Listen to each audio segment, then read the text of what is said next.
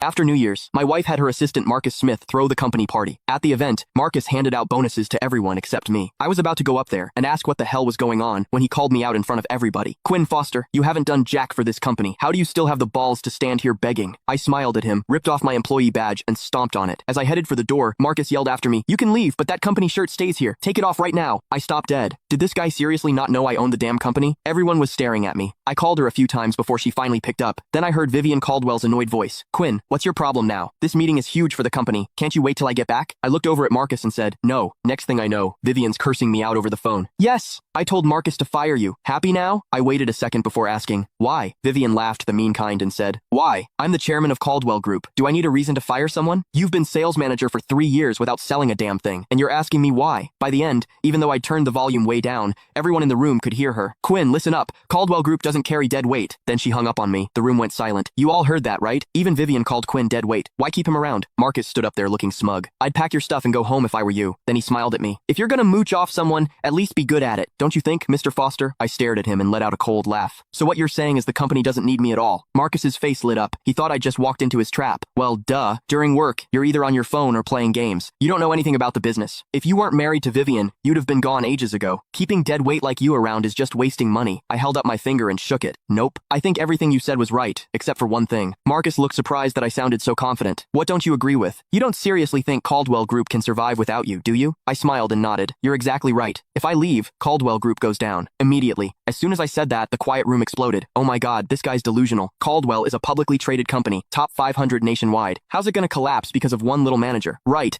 This guy just rides on being the chairman's husband. He's been lazy for 3 years, doing nothing but collecting a paycheck. He's disgusting. How do people like this even exist? Pretty boy freeloader just dropped dead already. The trash talk got louder and louder, but I didn't care, because every word I said was true. Caldwell Group went from a tiny nobody company 3 years ago to a publicly traded corporation with over 10,000 employees, and that was all me. Or really, the connections I brought. It had nothing to do with Vivian. Back then, Caldwell Group's founder, Gregory Caldwell, flew all the way from Boston to New York just to beg me to marry his granddaughter, and he had a marriage contract with him. It did have my grandfather's signature on it. I was young and didn't know what love was. I figured if Grandpa set it up this way, he had his reasons. But I never thought that after building Caldwell Group into what it is today, they'd turn around and call me dead weight. That pissed me off. Right then, I decided to confront Gregory Caldwell face to face and ask him straight up if the Caldwell family was planning to screw me over. If he kept Vivian as chairman, I'd have no problem sending the Caldwell family right back to where they were 3 years ago. Wait, just as I turned to leave, Marcus called out, "You're just gonna walk out like that?" I slowly turned back around. "What? You gonna invite me to stay for dinner?" Marcus stared at me with this nasty grin before saying,